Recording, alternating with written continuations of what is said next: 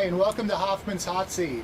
I'm Tom Hoffman with One-to-One Media, coming to you from the Thunderhead Innovate New York 2011 conference.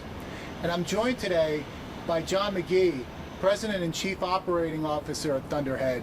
And today John and I will be talking about some of the top customer communications challenges that companies are facing and some effective ways of addressing those.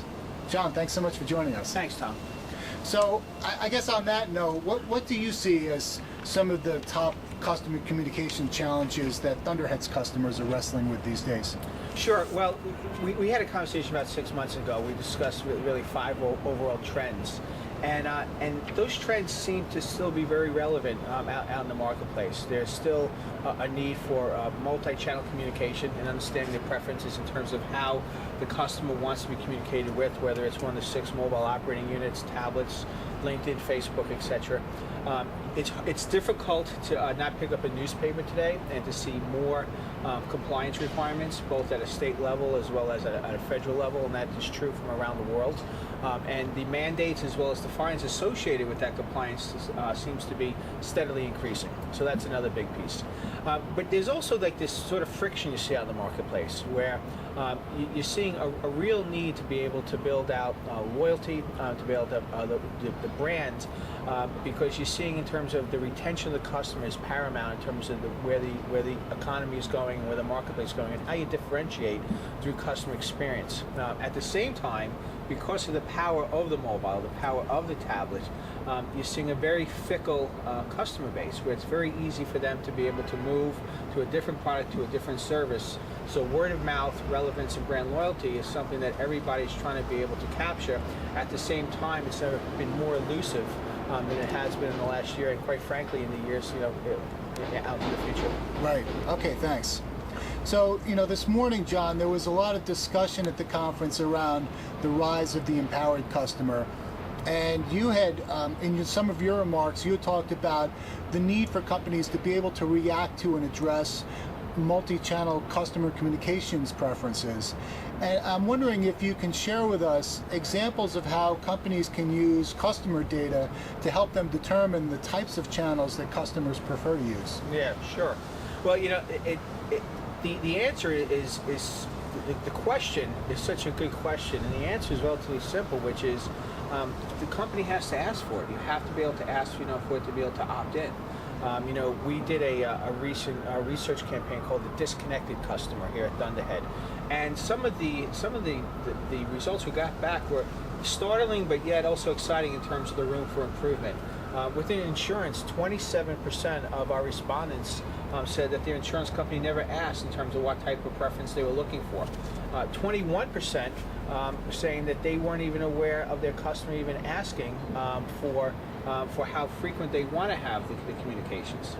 So when you take a look at that, there's a lot of room for improvement in terms of how companies can look after their customer and be able to say, how can we treat them in a relevant manner, and how can we actually use these multi-channel communications to our benefit, again, to drive the loyalty and to drive what we call the segment of one. Right.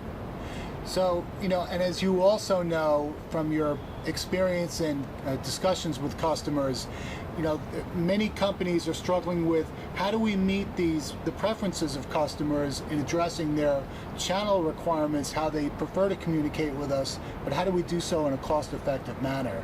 And I'm wondering if you can offer some advice as to how companies can go about doing that. Yeah, sure. I think when I hear the question, the first thing that comes to mind for me, Tom, is the recent Wave report by Forrester, where they were talking in terms of not only in terms of like the structured versus the interactive type of output, but you took a look in terms of the lower cost options are going with the interactive or on demand. And although print is very, very important, it's becoming more difficult to deal with, from a cost perspective. There's certainly some environmental issues that's associated with print. Sure. And then my earlier comments around compliance, it becomes much more challenging to have a fully compliant system when you're dealing with print. We're very pleased at Thunderhead, where Forrester named us as #1 in interactive as well as on demand communications, and we believe that's where the market's going. We believe that that's also where the customers are demanding value from us. And so when you take a look in terms of how to be able to have an efficient operation, it's certainly not to be able to move away from print. There's always going to be a need for that. There'll also be a segment of the customer population that requires it.